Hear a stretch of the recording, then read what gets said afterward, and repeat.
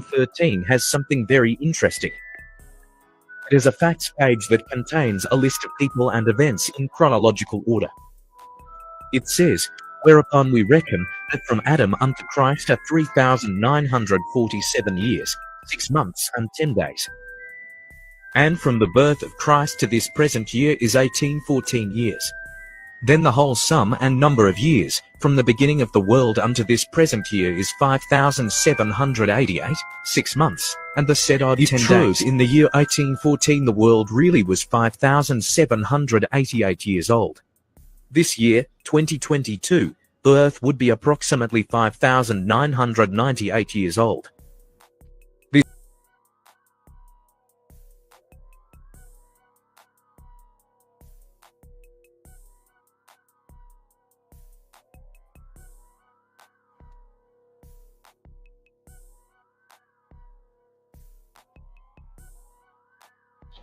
Italy, November 22nd, 2022. Italy never made it out, man. They have been in such great trouble. Italy has bad weather, which especially violently affects the country's central south and northeastern areas. This is France, guys.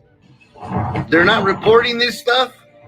They're not reporting this part of the world. Strong gusts, tall waves, storm surges, and copious amounts of rain made up the wave of extreme weather that swept through Italy. And for those of you that don't know, Italy is built on top of the ocean. All right? A flood of rain and thunderstorms have been brought on by the effects of Cyclone Poppy, which had its origins in France. In several regions of Italy, hydrogeological criticalities are anticipated, and in some towns, school closures have been mandated as a preventative measure. This is bad. We need to pray for Italy, for these part of the world.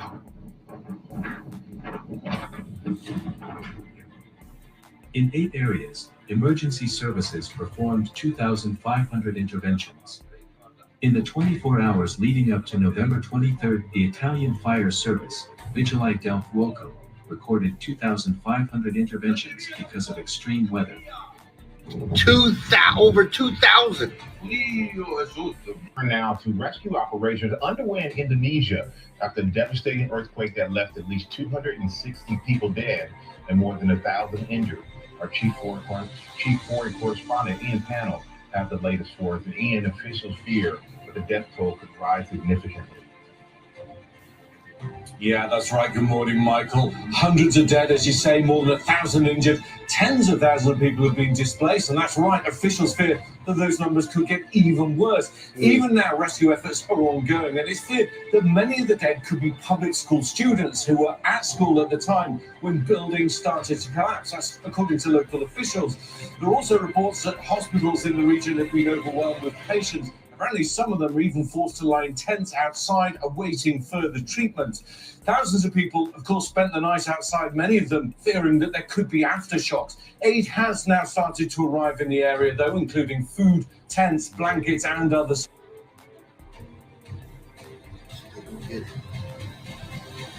Still are going to reject the truth, no matter what happens and who dies. This is the signs of the end times.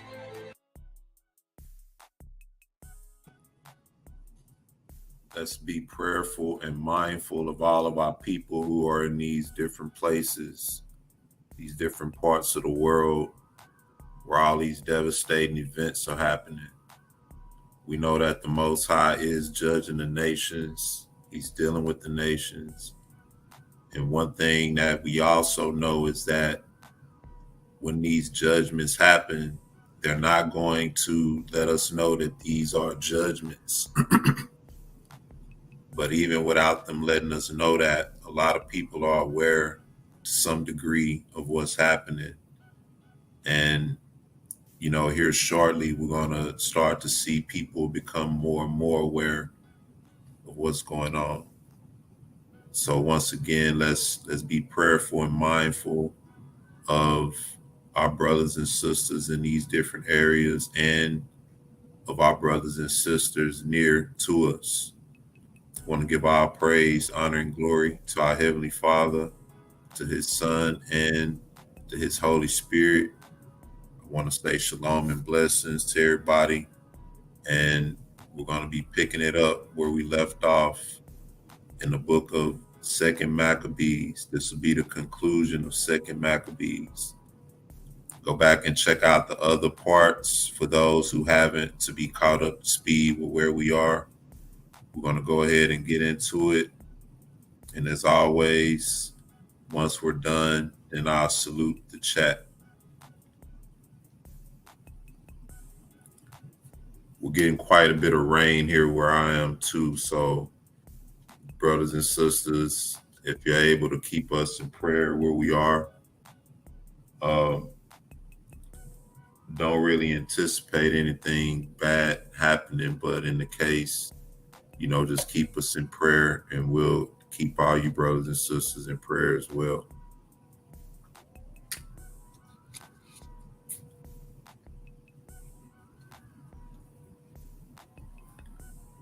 This is Second Maccabees chapter 13. It says, in the 149th year, it was told Yehuda that Antiochus Eupator was coming with a great power into Judah,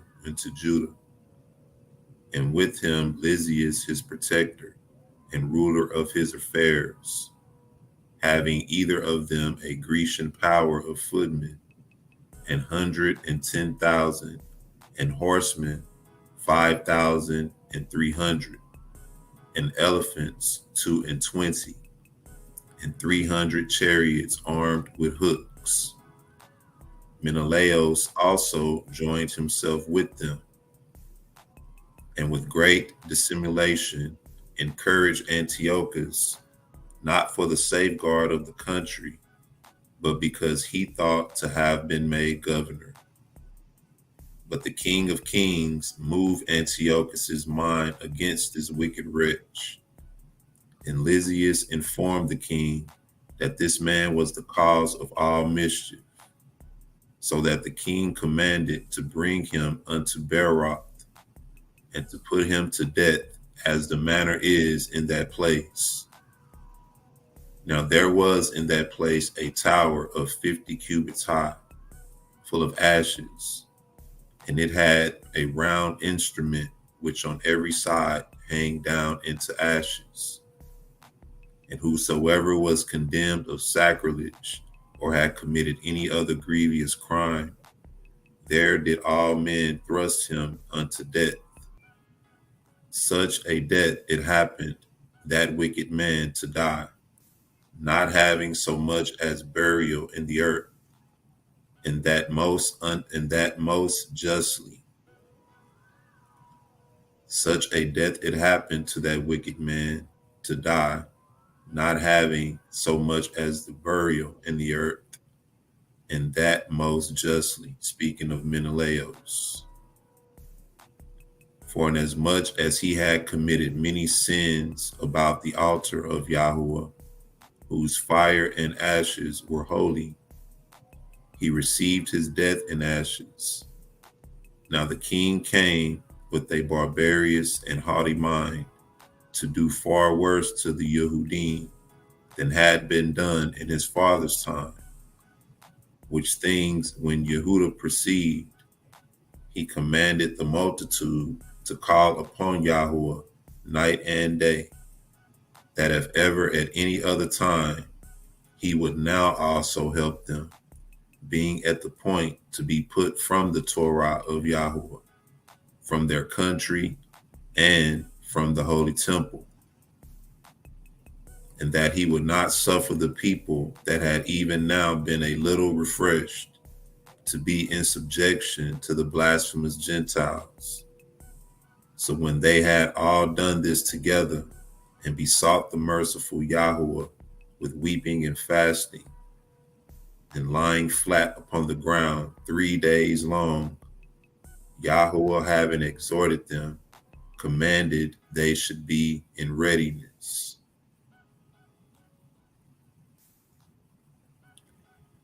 I think we find out the secret formula to how people were able to overcome in war when we read through these records. So when they had all done this together and besought the merciful Yahuwah with weeping and fasting, and lying flat upon the ground 3 days long. Yehuda, having exhorted them, commanded they should be in readiness. And Yehuda, being part with the elders, determined before the king's host should enter into Judah and get the city and go forth and try the matter and fight by the help of Yahuwah. So when he had committed all to Yahuwah and exhorted his soldiers to fight manfully, even unto the death, for the law, for the temple of Yahuwah, the city, the country, and the commonwealth, he camped by Modim, and having given the watchword to them that were about him, to Yahuwah is the victory. With the most valiant and choice men, he went into the king's tent by night, and slew in the camp about 4,000 men, and the chiefest of the elephants, with all that were upon him.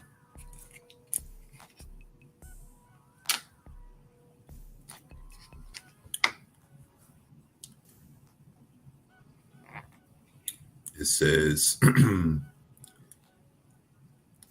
at last they filled the camp with fear and tumult, and departed with good success. This was done in the break of the day, because the protection of Yahuwah did help them. Now when the king had taken a taste of the manliness of the Yehudim, he went about to take the holes by policy, and marched toward Bet-zur, which was a stronghold of the Jews. But he was put to flight, failed, and lost his men. So once he couldn't overcome them in war, he tried to write policy, sanctions.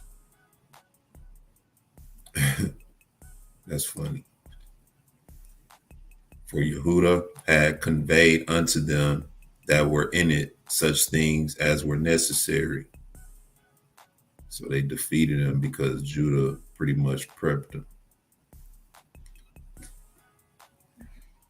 But Rhodicus, who was in the Yehudim's host, disclosed the secrets to the enemies.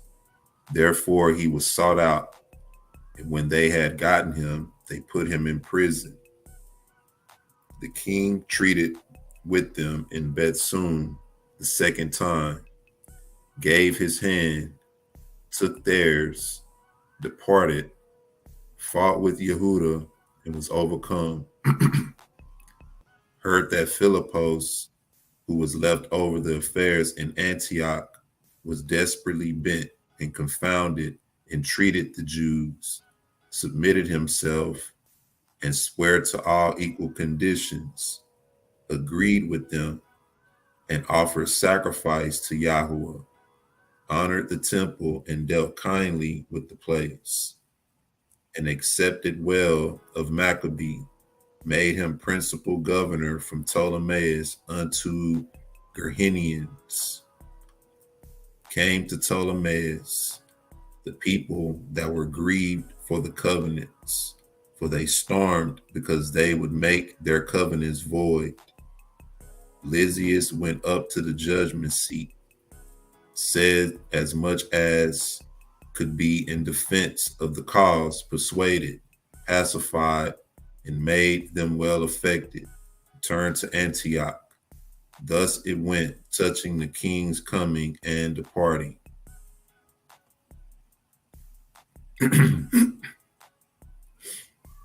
14. And after 3 years was Judah informed that Demetrios, the son of Silikios, having entered by the haven of Tripolis with a great power and navy, had taken the country and killed Antiochus and Lysias his protector.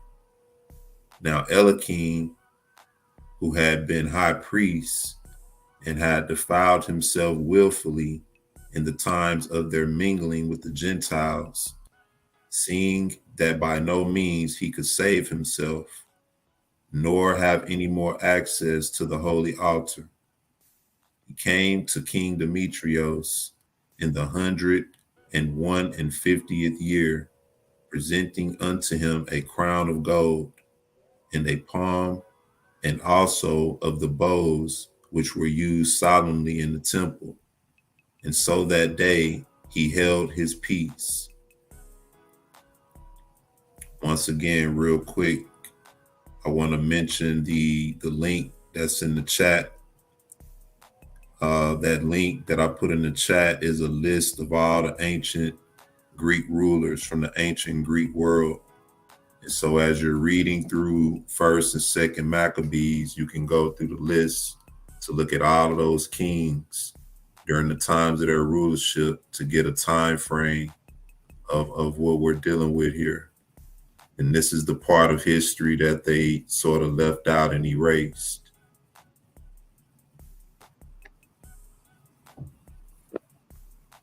It's good, Brother Yash.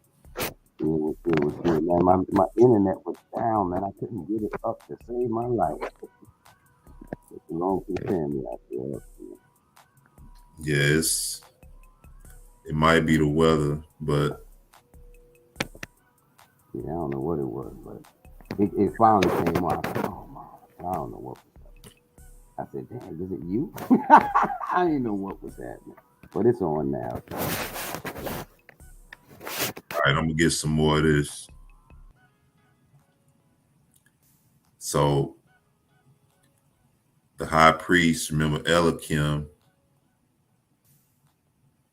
said he had been high priest and had defiled himself willfully in the times of their mingling with the Gentiles, seeing that by no means he could save himself, nor have any more access to the holy altar. He came to Demetrios in the 151st year, presenting unto him a crown of gold and a palm, and also of the bows which were used solemnly in the temple. And so that day he held his peace. Howbeit, having gotten opportunity to further his foolish enterprise, and being called into council by Demetrios, and asked how the Jews stood affected and what they intended, he answered thereunto, those of the Yehudim that he called Chassidim, whose captain is Yehuda Maccabee, nourish war and are seditious, and will not let the rest be in peace. Therefore, I, being deprived of mine ancestors' honor, I mean the high priesthood, and now come hither. First, verily, for the unfeigned care I have of the things pertaining to the king. And secondly, even for that I intend the good of mine own countrymen. For all our nation is in no small misery through the unadvised dealing of them aforesaid. So this was recalling a time when the wicked men of our people went to make covenants with the Gentiles. But it says, wherefore, O king, seeing knowest all these things, be careful for the country and our nation, which is pressed on every side, according to the clemency that you readily showest unto all. For as long as Judah liveth, it is not possible that the state should be quiet. This was no sooner spoken of him, but others of the king's friends, being maliciously set against Judah, did more increase Demetrios, and forthwith calling Nicanor, who had been master of the elephants, and making him governor over Judah, he sent him forth, commanding him to slay Judah, and to scatter them that were with him, and to make Eliakim high priest of the great temple.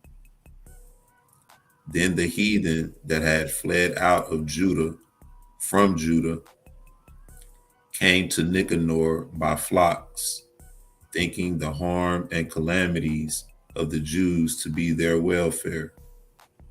Now when the Jews heard of Nicanor's coming, and that the heathen were up against them, they cast earth upon their heads, and made supplications to Yahuwah that had established his people forever, and who always helpeth his portion with manifestation of his presence.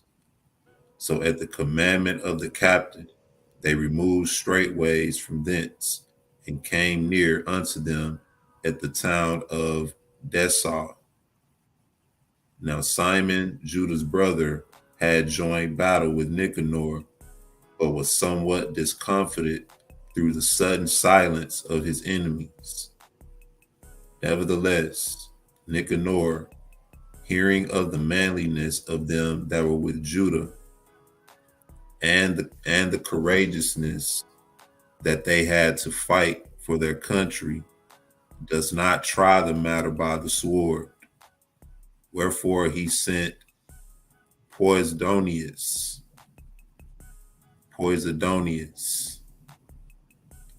and Theodotus, and Mattathiu to make shalom, or to make peace.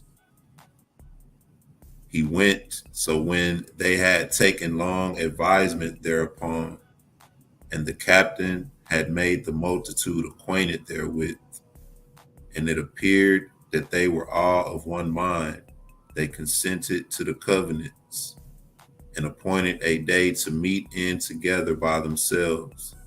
And when the day came, and stools were set for either of them, ladders placed armed men ready in convenient places, lest some treachery should be suddenly practiced by the enemies.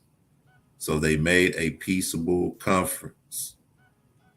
So this dude was ready in case they set up a meeting and tried to ambush him. Now Nicanor abode in Jerusalem, and did not hurt, but sent away the people that came flocking unto him. And he would not willingly have Judah out of his sight, for he loved the man from his heart. He prayed him also to take a wife and to beget children. So he married, was quiet, and took part in this life. But Eliakim, perceiving the love that was betwixt them, and considering the covenants that were made, came to Demetrios, and told him that Nicanor was not well affected toward the state, for that he had ordained Judah, a traitor to his realm, to be the king's successor. Then the king, being in a rage and provoked with the accusation of the most wicked man, wrote to Nicanor, signifying that he was much displeased with the covenants, and commanding that he should send Maccabee prisoner in all haste unto Antioch. When this came to Nicanor's hearing, he was much confounded in himself, and took it grievously that he should make void the articles which were agreed upon, the man being in no fault. So he found out how close they were. Then he wrote to him and told him to bring him as a prisoner. But because there was no dealing against the king, he watched his time to accomplish this thing by policy. Notwithstanding, when Maccabees saw that Nicanor began to be churlish unto him, and that he entreated him more roughly than he was wont, perceiving that such sour behavior came not of good, he gathered together not a few of his men, and withdrew himself from Nicanor. But the other, knowing that he was notably prevented by Judah's policy, came into the great and holy temple of Yahuwah, and commanded the priests that were offering their usual sacrifices to deliver him the man. And when they swore that they could not tell where the man was whom he sought, he stretched out his hand toward the temple, and made an oath in this manner, if ye will not deliver me Judah as a prisoner, I will lay this temple of Elohim even with the ground, and I will break down the altar and erect a noble temple unto Bacchus. After these words he departed. Then the priests lifted up their hands toward Yahweh Elohim and besought him that was ever a defender of their nation, saying, in this manner, Thou, O Yahweh Elohim of all things, who has need of nothing, was pleased that the temple of thine habitation should be among us. Therefore now, O Holy Father of all holiness, keep this house ever undefiled, which lately was cleansed, and stop every unrighteous mouth.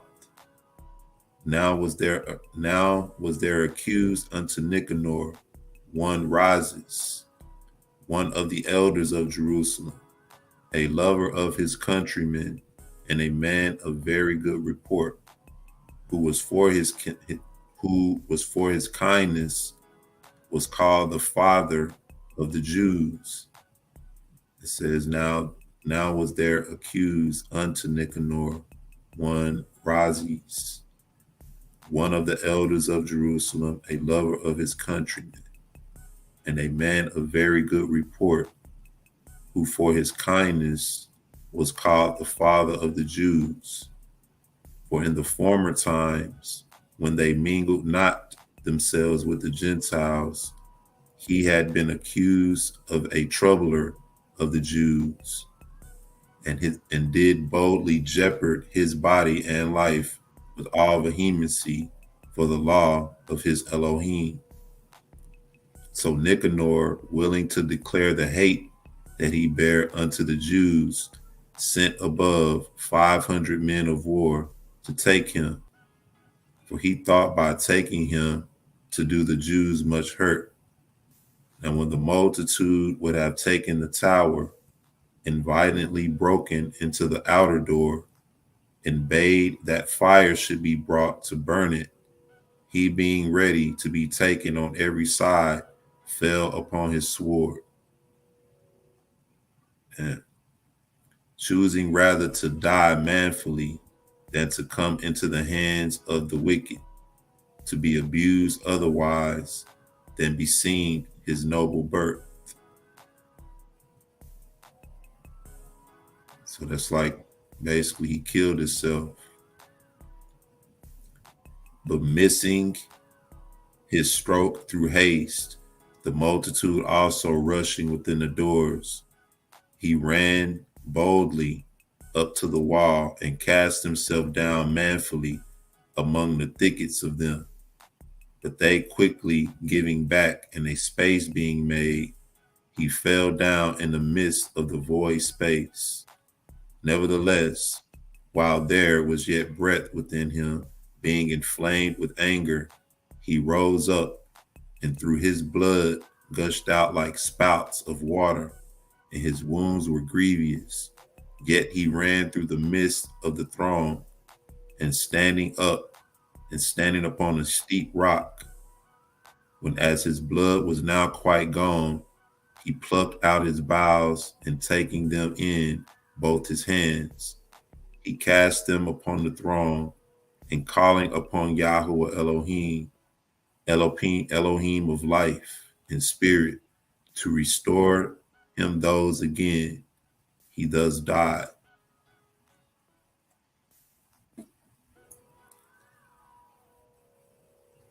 But Nicanor, hearing that Judah and his company were in the strong places about Shamron, resolved without any danger to set upon them on the Sabbath day. Nevertheless, the Jews that were compelled to go with him said, O destroy not so cruelly and barbarously, but give honor to that day, which he that seeth all things hath honored with holiness above all other days. Then the most ungracious wretch demanded if there were a mighty one in heaven, that he had commanded the Shabbat day to be kept. And when they said, he is the Elohim of heaven, a living and mighty, who commanded the seventh day to be kept, then said the other, and I also am mighty upon the earth, and I commanded to take arms and to do the king's business. Yet he obtained not to have his wicked will done. So Nicanor, in exceeding pride and haughtiness, determined to set up a public monument of his victory over Yehuda and them that were with him. But Judah had ever sure confidence that the name of Elohim would help them.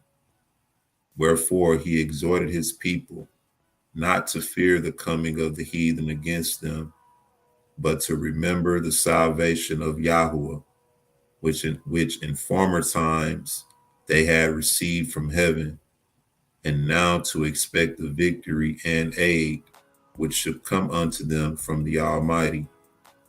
And so comforting them out of the word of Yahuwah and the prophets, and withal putting them in mind of the battles that they won afore, he made them more cheerful.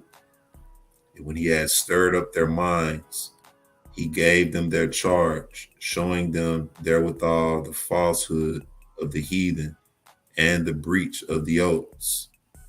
Thus he armed every one of them, not so much with defense of shields and spears, as with comfortable and good words. And beside that, he told them a dream worthy to be believed, as if it had been so indeed, which did not a little rejoice them. It said, and beside that, he told them a dream worthy to be believed, as if it had been so indeed, which did not a little rejoice them. And this was his vision, that Konal, remember him, the high priest, that got set up by Menelaus. Konal, who had been high priest, a virtuous and a good man, reverent in conversation, gentle in condition, well spoken also, and exercised from a child in all points of virtue, holding up his hands, prayed to Yahuwah for the whole body of the Jews. This done, in like manner, there appeared a man with gray hairs and exceeding glorious, who was of a wonderful and excellent majesty. Then Konal answered, saying, this is a lover of the brethren, who prayeth much for the people and for the holy city, to wit, Jeremiah the prophet of Elohim. Whereupon Jeremiah, holding forth his right hand, gave to Judah a sword of gold, and in giving it spake thus, take this holy sword and gift from Elohim, with the which thou shalt wound the adversaries. Thus being well comforted by the words of Judah, which were very good and able to stir them up to valor and to courage the hearts of the young men, they determined not to pitch camp, but courageously to set upon them, and manfully to try the matter by conflict, because the city and the sanctuary and the temple were in danger. For the care that they took for their wives and their children, their brethren and folks, was in least account with them. But the greatest and principal fear was for the house of Yahuwah, their Elohim. Also, they that were in the city took not the least care, being troubled for the conflict abroad. And now, when as all looked what should be the trial, and the enemies were already come near, and the army was set in array, and the beasts conveniently placed, and the horsemen set in wings. Maccabees, seeing the coming of the multitude and the diverse preparations of armor and the fierceness of the beast, stretched out his hands toward heaven and called upon Elohim that worketh wonders, knowing that victory cometh not by arms, but even as it seemeth good to him. He giveth to such as are worthy. Therefore in his prayer he said after this manner, O Yahuwah Elohim, thou didst send thine angel in the time of Chizkiyahu, king of Judah, and didst slay in the host of Sennacherib 184,500. Wherefore now also, O Elohim of heaven, send an angel before us for a fear and dread unto them, and through the might of thine arm, let those be stricken with terror that come against thy holy people to blaspheme. And he ended thus.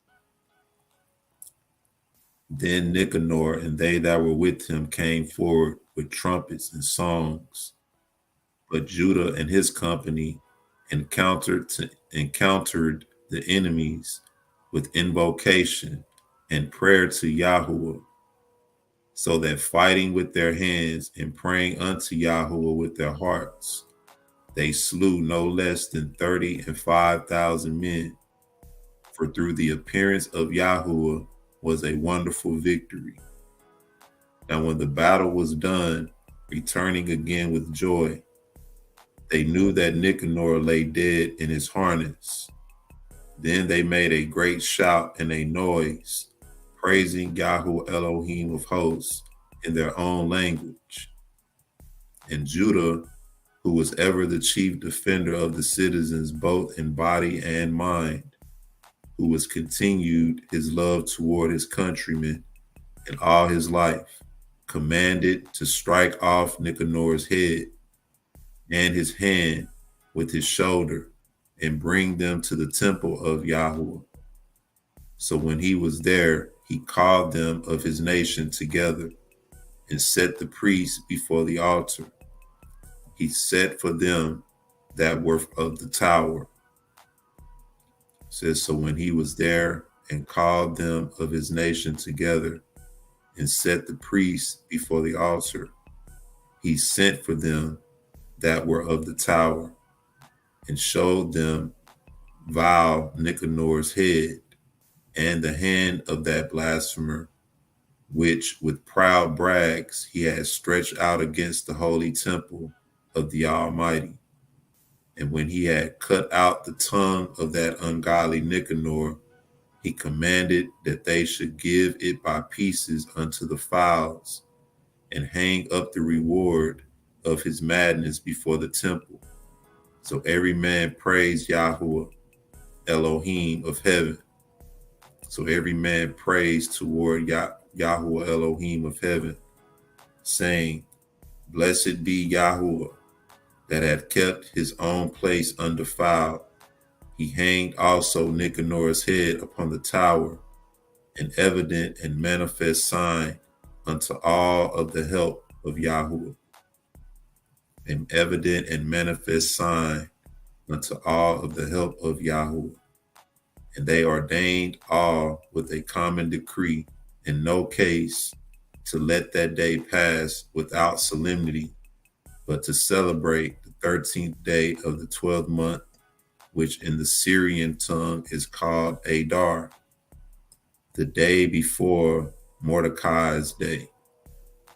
Thus went it with Nicanor, and from that time forth the Hebrews had the city in their power. And here will I make an end. And if I have done well, and as is fitting the story, it is that which I desired. But I slenderly and meanly, it is that which I could attain unto. For as it is hurtful to drink wine or water alone, and as wine mingled with water is pleasant and delighted the taste, Even so, speech finely framed delighted the ears of them that read the story, and here shall be an end. So that's a conclusion to the book of Second Maccabees. And like it said, even so, speech finely framed delighted the ears of them that read the story. So with that being said, I hope that me reading and expounding was edifying and it was understood to the people. You know, a lot of times it's hard to pronounce certain things, you know, but I hope I did my best and I hope everybody got an understanding out of that. Once again, all 4 parts to Second Maccabees are up on the page. First Maccabees up on the page. Go back and check them out. I'm gonna do this also. The website I put up in the link. This is a website, the list of rulers of the ancient Greek world. And so it starts with the rulers of Macedonia, the Ptolemaic dynasties of Egypt, the Seleucid dynasty, rulers of Asia Minor, the Attilids, rulers of Pergamon, rulers of Pontus, rulers of Bactria. And that's this is not everything.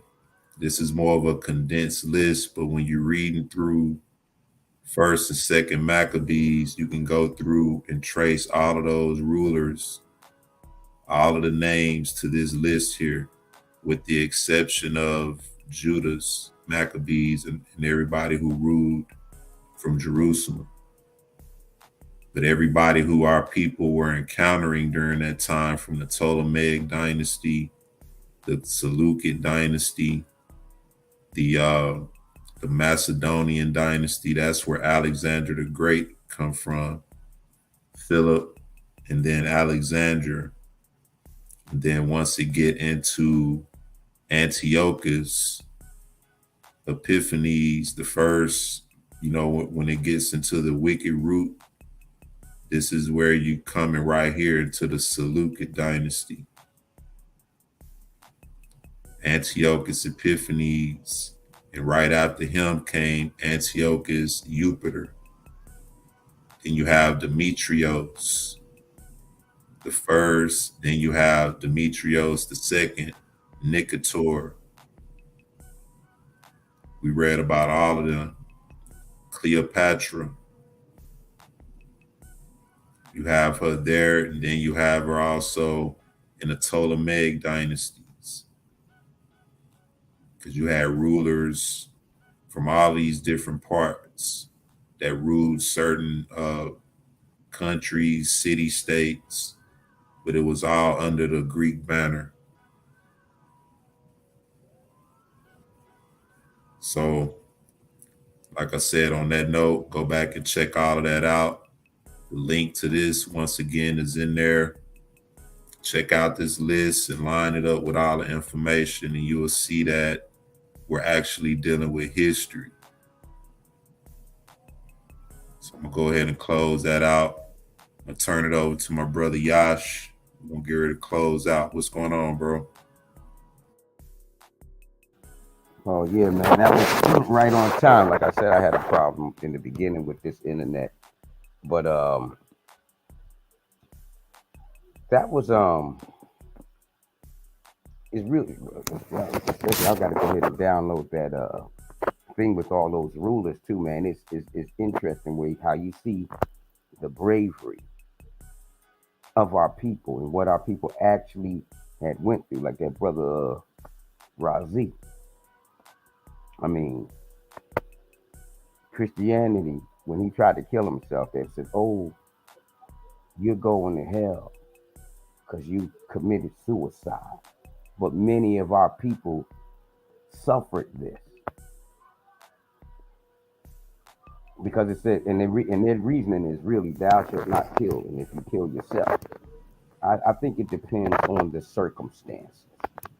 You know, if you killed yourself because you committed a crime, or uh, maybe you lost all your money, so you threw yourself off a building, or for a selfish reason you did it. But these our people did it rather than to be shamed and abused by the wickedness of these Gentiles. I mean, it said this man he pulled his guts out and hold it in both of his hands.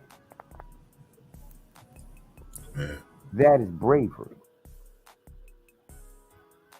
I'm not saying that anybody should kill himself. I'm just saying.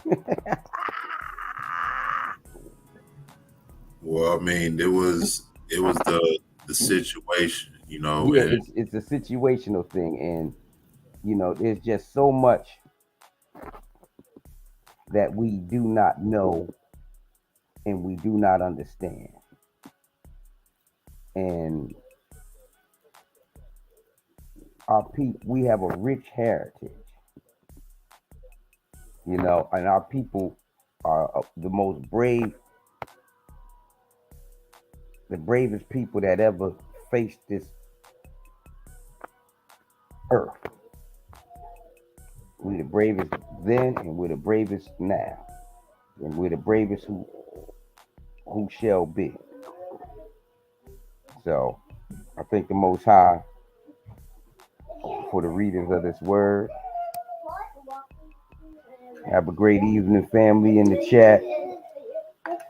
Until we meet again. Shalom. Shalom. I'm gonna go through the chat. We got brother Elia Yasharala, the mighty lion. See you in the chat, bro. Good to see you out. Shalom. Got my love in the chat. Shalom to you. Shalom and blessings. Brother Jason Philip McCauley. Shalom and blessings to you. Brother JPM. Got Brother T. Shalom and blessings to Brother T. We got Sister Omiya Yakita. Shalom and blessings. Good to see you once again.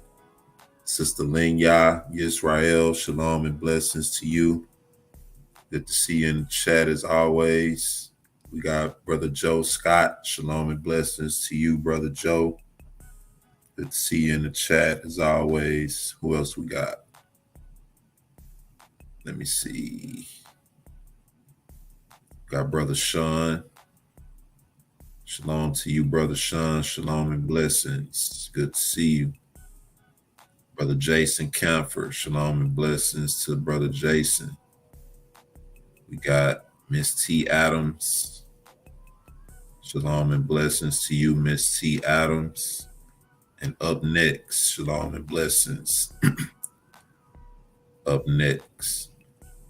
That's about everybody in the chat. We're going to go ahead and conclude this part 4 of the reading of 2nd Maccabees, the conclusion. Go back and get caught up on it. And as always, I encourage brothers and sisters to work out your own salvation. You know, when you get time, spend some time and read for yourself. Pray for understanding, but make the time to know your history. I want to give all praise, honor, and glory to our Heavenly Father, to His Son, and to His Holy Spirit. I want to thank you, brothers and sisters, once again for your time and your encouragement. Shalom and blessings to y'all. See y'all next time.